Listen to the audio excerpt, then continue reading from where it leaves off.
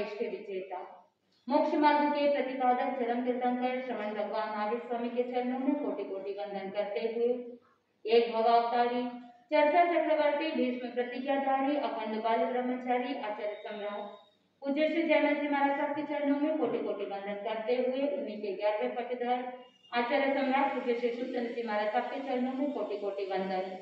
जय गच्छाधिपति व्याख्यान वाचस्पति उग्र विहारी वचन सिद्ध साधु 12वें पटधर आचार्य प्रवृत्ति पाटीचंद जी महाराज साहब घोर तपस्वी उपाध्याय प्रवृत्ति गुणचंद जी महाराज साहब मेरे अनंत आस्था के आयाम मम जीवन उद्धारक परम पूज्य गुरुदेव डॉक्टर श्री पदमचंद्र जी महाराज साहब के चरणों में कोटि कोटि वंदन करते हुए सभी गुरु भगवंतों के चरणों में वंदन करते। गुरुदेव से क्या कहते आत्मबंधु अनंत अनंत ज्ञानी सर्वज्ञ सर्वदर्शी तीर्थंकर प्रभु महावीर स्वामी, जिन्होंने संसार की भव्य प्राणियों को जिन्होंने के माध्यम से आत्मा को सशक्त बनाने के लिए प्रेरणा दी। ज्ञानी जन कहते हैं कि जो आदतें होती है वो आदतें आत्मा को स्ट्रॉन्ग भी बना सकती है, आदतें आत्मा को कमजोर भी बना सकती है। जो अच्छी आदतें होती है वो आत्मा को तो आगे बढ़ा देगी, लेकिन जो बुरी आदतें होती है वो आत्मा को कमजोर बना देगी। ज्ञानी जन ने कहा कि 3 ऐसी बुरी चीजें हैं जो व्यक्ति को कमजोर बना देती है, आत्मा को कमजोर बना देती है। पहला है प्रमाद, दूसरा है पाप और तीसरा है व्यसन। प्रमाद और पाप ये दोनों सिर्फ स्वयं का ही बिगाड़ करती है, लेकिन जो व्यसन होते हैं वो व्यसन स्वयं का भी बिगाड़ करती है और पर का परिवार का भी बिगाड़ कर देती है। इसीलिए हर एक जीवात्मा को समझना होगा कि ज्ञानी जन कहते हैं कि संसार के अंदर 3 बहुत बुरे होते हैं, विषयों की मस्ती, कषायों की दोस्ती और आत्मा की सुस्ती। विषयों की मस्ती और कषायों की दोस्ती ये दोनों ही आत्मा को सुस्त कर देती है। ज्ञानी जन कहते हैं कि इस सुस्ती को तोड़ने के लिए और जो मस्ती और दोस्ती को तोड़ना है, आत्मा को चुस्त बनाना है, तो हर एक व्यक्ति को, हर एक साधक को समझना होगा कि कषाय जो है, कषाय अंगार रूप है, विषय भंगार रूप है, और जो आत्मा के सद्गुण होते हैं वो सद्गुण आत्मा का श्रृंगार रूप है। जब साधक इस सत्य तत्व को जान लेता है तो बुरी आदतों को छोड़ देता है। शुरुआत के अंदर व्यक्ति क्यूरियोसिटी के साथ, कुतूहल के कारण से कोई भी आदत को स्टार्ट करता है। पहले देखता है कि अगर ऐसा करते हैं तो कैसा होता है। तो शुरुआत के अंदर कोई आदत नहीं होती, लेकिन जैसे ही शुरुआत में कुतूहलता के कारण से, क्यूरियोसिटी के कारण से व्यक्ति कोई कार्य करता है, लेकिन फिर उसमें मस्ती आने लगती है, व्यक्ति को कषाय के अंदर मजा आने लगता है और उसके बाद उसको लत लग जाती है, आदत बन जाती है, और यही बुरी आदतें व्यक्ति के ऊपर हावी हो जाते हैं। ज्ञानी जन कहते हैं कि उस व्यक्ति के ऊपर वो आदतें इतनी हावी हो जाती है कि वो कहने लगता है कि मरना मंजूर है, लेकिन ये आदतें छोड़ नहीं सकता। आत्मबंधुओं, स्वयं के दोष दिखाई नहीं देते, देखना नहीं चाहते और दूसरों के सद्गुण दिखाई नहीं देते। आत्मबंधुओं, अगमकार कहते हैं कि 1000 अवगुणों में से एक गुण देखने वाला सम्यक दृष्टि, और 1000 अवगुणों में एक गुण अगर देख लेता है सम्यक दृष्टि तो वो तो जीवन में आगे बढ़ जाता है, लेकिन 1000 गुणों में से एक भी अवगुण जो पकड़ लेता है वो क्या कहलाता है? मिथ्या दृष्टि कहलाता है। आप चिंतन कीजिए कि आप गुणों को देखते हैं या अवगुणों को देखते हैं। जो सम्यक दृष्टि होता है, पूज्य गुरुदेव डॉक्टर श्री पदमचंद्र जी महाराज साहब कहते हैं, सम्यक दृष्टि हमेशा क्या देखेगा? गुणों को देखेगा। वो दोषों को अगर देखता है तो स्वयं के दोषों को देखता है। आज के जमाने के अंदर हर एक व्यक्ति को आत्म प्रशंसा और पर की निंदा में रस आता है, और आचार्य उमा स्वाति जी ने कहा कि जो आत्म प्रशंसा और पर निंदा के अंदर रस लेता है वो नीच गोत्र कर्म बांधने का कारण बन जाता है। सतपाल सूत्र के 6ठे अध्याय के अंदर कहा, परात्म निंदा प्रशंसे सत्सत गुण साधन भावने च नीचे गोत्रस्य, यानी जो आत्म प्रशंसा में तल्लीन रहता है, खुद की ही प्रशंसा में उसको बिल्कुल भी फुर्सत नहीं मिलती, वो हमेशा क्या करता है, स्वयं की ही प्रशंसा के अंदर डूबा रहता है और साथ में दूसरों की निंदा करता है, दूसरों का अवगुण करता है, दूसरों का अवर्णवाद करता है। आचार्य उमास्वामी जी कहते हैं कि दोनों के अंदर तल्लीन रहने वाला व्यक्ति किसका बंद करता है, नीच गोत्र कर्म का बंद करता है और वो आत्मा को पतन के गर्त में ले जाता है। अगर प्रशंसा करनी है तो दूसरों के गुणों की प्रशंसा करो और निंदा करनी है तो किसकी करना, स्वयं की आत्मा की निंदा करना, स्वयं के दोषों को देखना, तभी साधक उत्तरोत्तर आगे बढ़ सकता है, नहीं तो वो व्यक्ति पतन के गर्त में चला जाता है। आत्मबंधुओं ज्ञानी जन कहते हैं कि निंदा से बचो और बुरी आदतों से बचो, क्योंकि बुरी आदत जो होती है, इंग्लिश के अंदर आदत के लिए क्या कहते हैं, हैबिट। एच का मतलब होता है कि हैबिट जो होती है, चाहे अच्छी हो या बुरी हो, उसका असर हमारे हेल्थ पर जरूर होता है, स्वास्थ्य पर उसका असर होता है। अगर बुरी आदतें हैं तो हेल्थ को बिगाड़ देता है, अच्छी आदतें हैं तो मन को भी हेल्दी बना देता है, मन को भी स्वस्थ कर देता है। एक कहता है कि जो भी आपकी आदतें होती है, उस आदतों के कारण से आपके जीवन का लक्ष्य नजर आता है, एम नजर आता है। यानी अगर बुरी आदतें हैं तो आपका जीवन लक्ष्य विहीन हो जाता है, और अगर अच्छी आदतें हैं तो आपके जीवन में एक लक्ष्य प्राप्त हो जाता है। अच्छी आदतें आपको अपने जीवन में गोल सेट करने के लिए, टारगेट बनाने के लिए सहायक बनती है। एच ए, उसके बाद क्या आता है, बी। जो भी आदतें होती है, उन आदतों के कारण से व्यक्ति की शूरवीरता नजर आती है, जिसे बी के लिए कहा जाता है ब्रेवरी। अगर कोई व्यक्ति शूरवीर है तो वो कभी जीवन में बुरी आदतों की संगत में जाएगा ही नहीं, वो हमेशा अपने कर्म सिद्धांत पर विश्वास करता है और बुरी आदतों की लत लगाता नहीं। लेकिन जो व्यक्ति कायर होता है, वो अपने जीवन की परिस्थिति का सामना नहीं कर पाता, वो ही क्या करता है, अपने जीवन की परिस्थितियों से लड़ने की हिम्मत नहीं होती, तो उसको कॉम्प्रोमाइज करने के लिए, उस एनर्जी को दूर करने के लिए क्या करता है, गलत आदतों का सहारा लेता है। लेकिन जो शूरवीर होता है, वो कभी जीवन में कोई भी गलत आदतों का सहारा नहीं लेता, अपने आप पर पूरा विश्वास होता है कि मैं अपने जीवन की परिस्थितियों का सामना करूं, मुझे किसी भी गलत आदतों का सहारा लेने की जरूरत बिल्कुल भी नहीं। तो एच कहता है कि आपकी आदतों का असर आपके हेल्थ पर होता है, आपके लक्ष्य को निर्धारित करता है, यानी ए का मतलब एम, और तीसरा है ब्रेवरी, यानी आपकी आदतें आपके शूरवीरता का प्रतीक बन जाता है। उसके बाद क्या आता है, आई कहता है कि जो भी आपकी आदतें हैं वो दूसरों को इन्फ्लुएंस करती है, दूसरों को इंस्पिरेशन देती है। अगर गलत आदतें हैं तो दूसरों के ऊपर उसका इन्फ्लुएंस बन जाता है, उसके ऊपर गलत असर पड़ता है। लेकिन वही अगर अच्छी आदतें हैं तो वो दूसरों के लिए इंस्पिरेशन बन जाता है, दूसरों के लिए प्रेरणादायक बन जाता है। आप चिंतन कीजिए कि आपकी आदतें दूसरों के ऊपर अच्छा प्रभाव डालने वाले हो या बुरा असर देने वाला हो, आपको स्वयं को निर्धारित करना है। और टी कहता है कि अगर कोई व्यक्ति अच्छी आदतों के साथ रहता है तो वो हमेशा पॉजिटिविटी के बारे में बात करता है, यानी टी का मतलब है टॉक, यानी आप जो बोलते हो, आप जो कहते हो, वो क्या हो जाता है, पॉजिटिव हो जाता है। लेकिन बुरी आदतों की लत जिनको लग जाती है, वो हमेशा दूसरों के बारे में क्या करेगा, गलत ही बोलेगा। और उसके लिए इंग्लिश में एक शब्द आता है, आज के जमाने में बहुत लोग करते हैं और उसी के अंदर मजा लेते हैं, उसको कहते हैं ट्रोलिंग।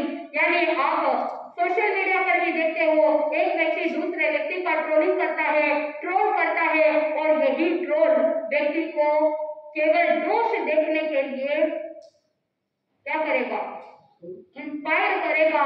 और जब व्यक्ति दूसरों के दोष देखने के लिए हमेशा आगे बढ़ता है, हमेशा ट्रोल करने के लिए ही लगा रहता है, दूसरों की चीजों के बारे में रोस्ट करना चालू कर देता है, तो वो व्यक्ति स्वयं को सुधारने के लिए, कभी कुछ करने के लिए उसके पास समय रहता ही नहीं। तो आपकी आदतें कैसी है, आपको स्वयं को अवलोकन करना है। अगर आपके जीवन में कोई गलत आदतें अगर आ गई हो, कोई ऐसी कोई वस्तु की आदत हो गई हो, किसी व्यक्ति की आदत पड़ गई हो कि उसके बिना मेरी जिंदगी का गुजारा नहीं चलता, ऐसा कुछ हो तो उसे क्या कर देना है, दूर कर देना है अपने जीवन से, अपने माइंड से उन गलत आदतों को डिलीट कर देना है। जब मन से डिलीट कर दोगे तो फिजिकल वे में भी वो आदत रहेगी नहीं। तो आदतों को चेंज करने के लिए पुरुषार्थ करना होगा, आदतों को बदलने के लिए प्रयास करना होगा। आत्मबंधु, प्रभु महावीर स्वामी का पूर्व प्रवचनों के अंदर हम सुन रहे थे कि किस तरह से भगवान श्रावस्ती नगरी से आगे बढ़ते हुए हलिसुई गांव के अंदर पहुंचे। वहां पर किस तरह से अग्नि के कारण से उनके पैर झुलस गए थे, ये सारा वृतांत हमने सुना। हलिसुई गांव से विहार करके प्रभु महावीर स्वामी नंगला गांव के अंदर वासुदेव के मंदिर में रुके। वहां से आगे विहार करते हुए आवर्त गांव जब पहुंचे तो बलदेव के मंदिर में भी प्रभु महावीर स्वामी ध्यानस्थ खड़े थे और हर स्थान पर साथ में कौन था, गौशालक था, जो प्रकृति से चंचल, वचन से वाचाल था और उसकी आदतें ऐसी थी कि हर बार वो कहीं ना कहीं पकड़ा जाता, कभी पिटाई हो जाती तो कभी कुछ दुख दर्द को सहन करना पड़ता। भगवान महावीर स्वामी का जीवन वृत्तांत सुन रहे हैं। अब गौशालक की जो आदतें हैं वो आदतें उससे छूट नहीं रही और आवर्त से प्रभु महावीर स्वामी विहार करते हुए चोराक ग्राम में पहुंचे। आत्मबंधुओं, चोराक ग्राम में प्रभु महावीर स्वामी ग्राम के बाहर के उद्यान के अंदर ध्यानस्थ खड़े हो गए और जब भिक्षा का समय हुआ, गौशालक ने प्रभु से कहा कि भगवान भिक्षा का समय हो गया है, लेकिन प्रभु महावीर स्वामी तो मौन रहे। अधिकांश समय उनके क्या चलता था, तपस्या चलती थी, तप चलता था, इसलिए वो अधिकांश भिक्षा के लिए जाते ही नहीं थे। इधर गौशालक अकेला भिक्षा लेने के लिए जाने के लिए सोचता है और जैसे ही गांव में गया उसने देखा कि काफी सारे मित्र मिलकर के भोजन तैयार कर रहे हैं। अभी भोजन तैयार होने में थोड़ा सा समय लगने वाला था, तो सोचा कि पेड़ के पीछे छुप करके खड़ा हो जाऊं और जैसे ही भोजन तैयार हो जाएगा तो मैं वहां भिक्षा ले लूंगा। पूर्व प्रवचनों के अंदर भी आपने सुना कि चोराक ग्राम के अंदर चोरों का उपद्रव बहुत ज्यादा होता था, इसीलिए सभी लोग वहां पर हमेशा सावधान रहते, चौकन्ने रहते। तो वो सारे मित्र भोजन तैयार करने के अंदर रत थे। एक मित्र की नजर पड़ गई कि पेड़ के पीछे कोई व्यक्ति छुपा हुआ है और इधर नजर डाल रहा है।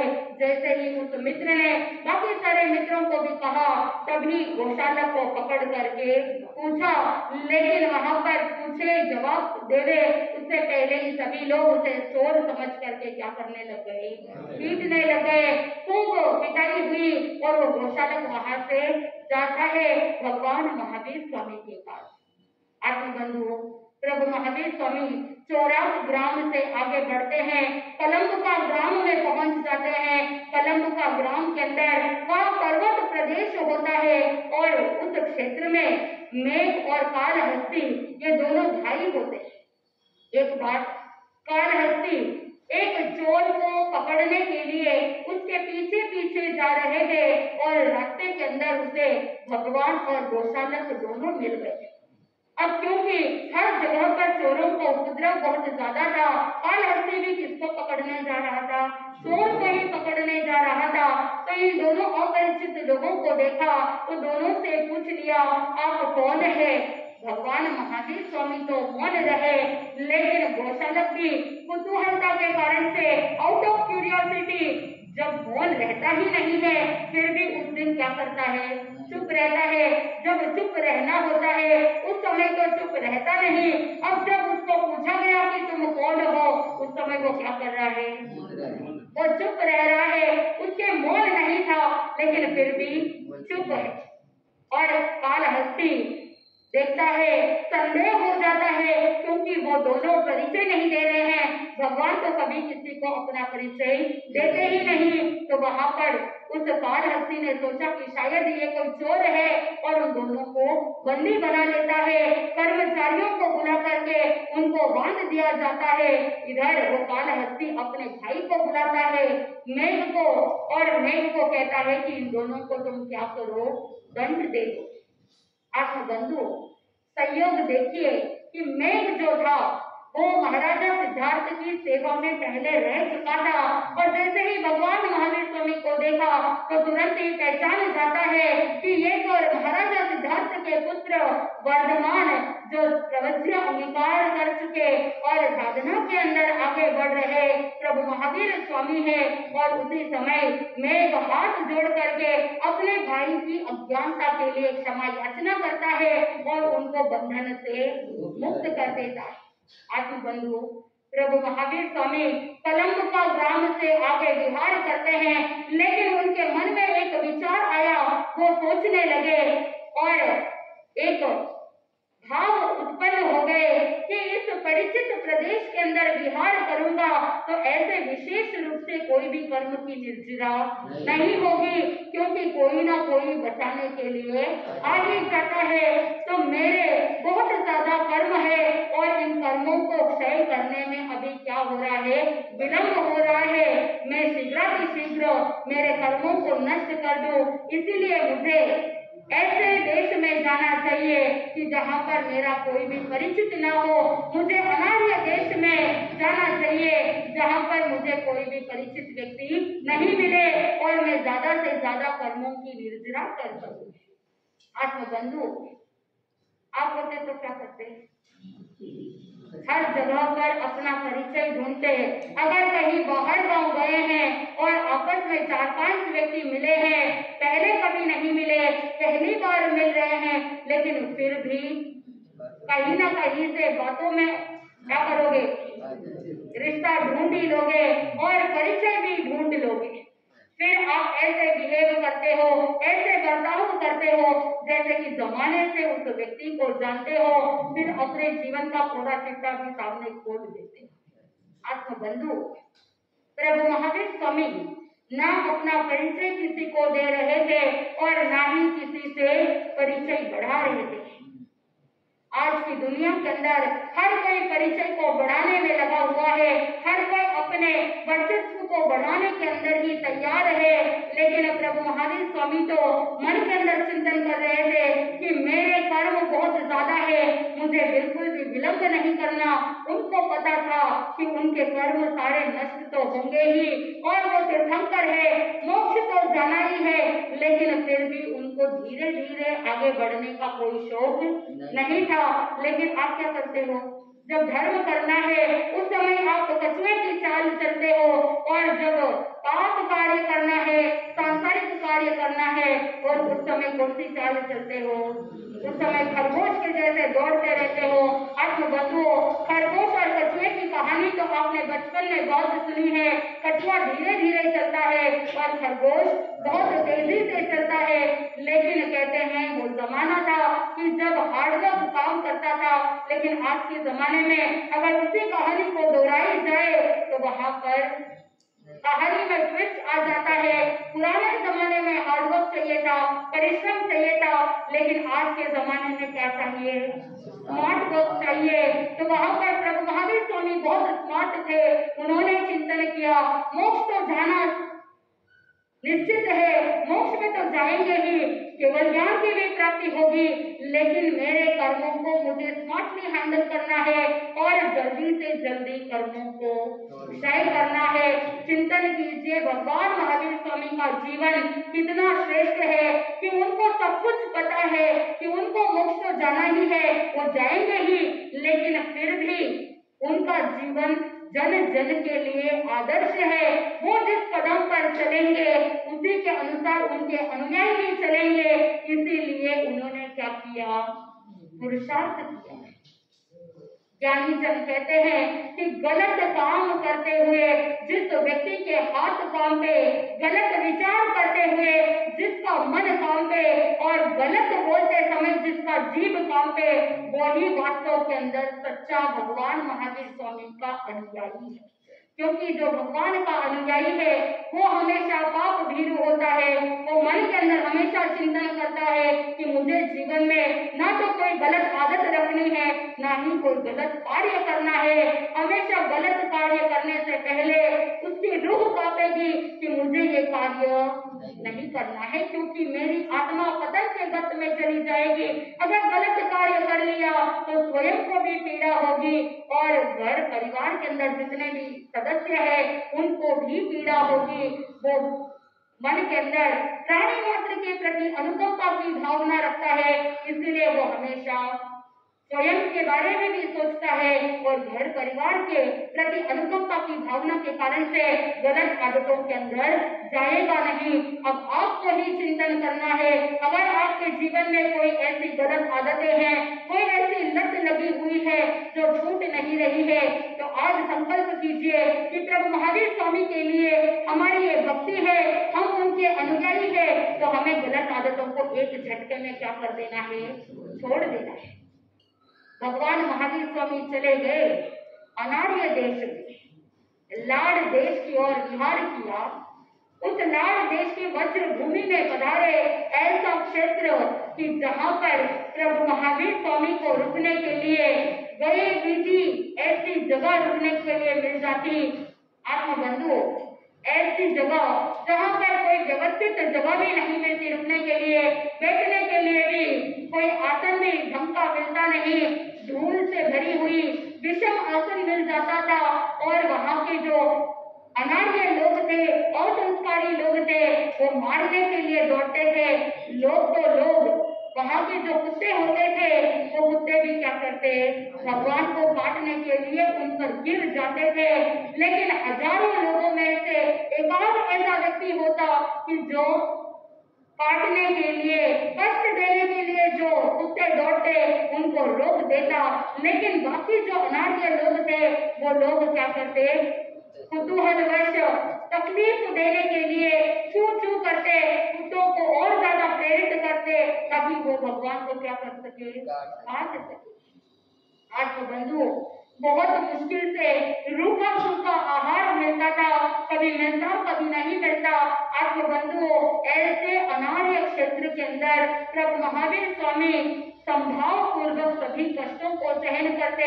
वो अनार्य लोग क्या करते, दंड आदि से भी भगवान को मारते थे, पीटते थे, दांतों से काटने के लिए दौड़ते, इंसान भी काटने के लिए दौड़ता, पशु भी काटने के लिए दौड़ते। इतने भयंकर परिश्रमों को, उपसर्गों को भगवान महावीर स्वामी ने संभाव पूर्वक सहन किया।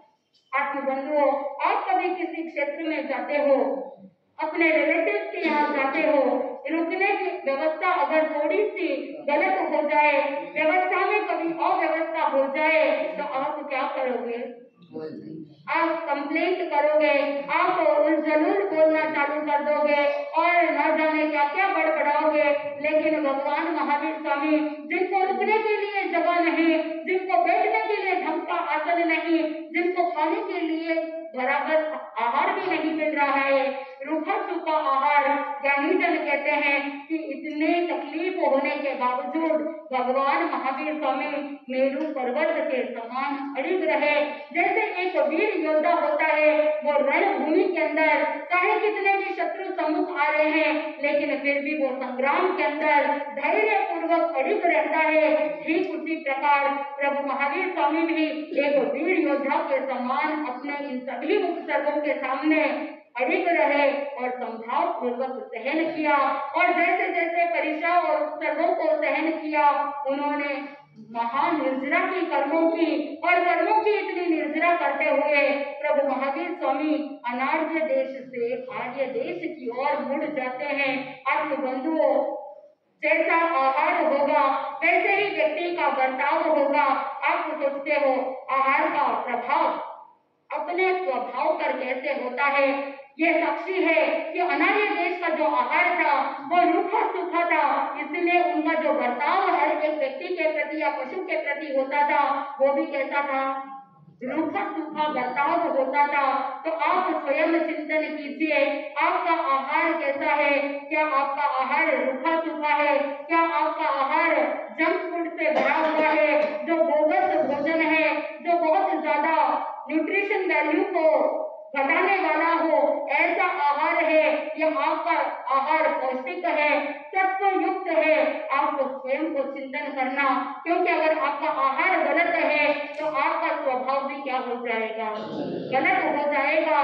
ये साक्षी है भगवान महावीर स्वामी के जीवन का कि अनार्य क्षेत्र के लोगों का जो आहार था वो रूखा सूखा होने के कारण से उनका भी बर्ताव प्रभु के प्रति या किसी भी व्यक्ति के प्रति रूखा सूखा था, इसीलिए वो मारने पीटने के लिए दौड़ जाते। अब आगे के प्रसंग के अंदर हमको ये देखना है कि भगवान महावीर स्वामी अनार्य देश से आर्य देश की ओर प्रस्थान करते हैं, तो बीच में और कौन कौन से उपसर्ग आने वाले हैं, कैसे अनार्य देश से आर्य देश में पहुंच करके भगवान 5वां चातुर्मास करते हैं। ज्ञानी जन कहते हैं कि जब साधक का संकल्प दृढ़ होता है वो साधक कभी किसी कठिनाई से घबराता नहीं। आप भी अपने जीवन में चाहे कैसी भी परिस्थिति आ जाए, चाहे कैसी भी कठिनाई आ जाए, आपको घबराने की जरूरत नहीं है। मन के अंदर एकमात्र संकल्प, चाहे कैसी भी स्थिति आ जाए, मैं प्रभु महावीर स्वामी का भक्त हूँ, मैं प्रभु महावीर स्वामी का अनुयायी हूँ, तो मुझे घबराने की, टेंशन लेने की जरूरत नहीं है। मेरी तो मात्र भक्ति है, और जैसे जैसे भक्ति भाव से पुण्य बढ़ेगा वैसे वैसे सारी परिस्थितियां अनुकूल हो जाएगी। ये आपको स्वयं को ही निर्धारित करना है, और आप जब अपने भीतर रहे हुए अवगुणों को दूर करेंगे, दुर्गुणों को दूर करेंगे, तो भीतर से गुण सहज में प्रकट हो जाएंगे, सम्यक रत्न की प्राप्ति हो जाएगी। और सम्यक रूपी जब भीतर से प्रकाश जागृत हो जाएगा तो अज्ञान रूपी अंधकार मिट जाएगा और परम सुख और परम आनंद की प्राप्ति हो सकेगी। तो आज का आपका ये संकल्प कि आप प्रयास करें और प्रस्थान करें शुभता की ओर, और चिंतन करें कि जितनी भी गलत आदतें हैं उनको एक एक करके छोड़ने का प्रयास करें। अगर एक झटके में छोड़ देते हो तो आप जैसा शूरवीर और कोई इस दुनिया के अंदर रहेगा नहीं। तो अब आपको शूरवीर बनना है या कायर के जैसे धीरे धीरे चलना है, आपको स्वयं को निर्धारित करना है। और जैसे जैसे आप शुभ विचार रखेंगे, अवगुणों को छोड़ करके सद्गुणों की ओर आगे बढ़ेंगे, तो इस भाव पर भाव आनंद की प्राप्ति होगी। इसी मंगल भावना के साथ आनंद ही आनंद बोले श्री जैन धर्म की।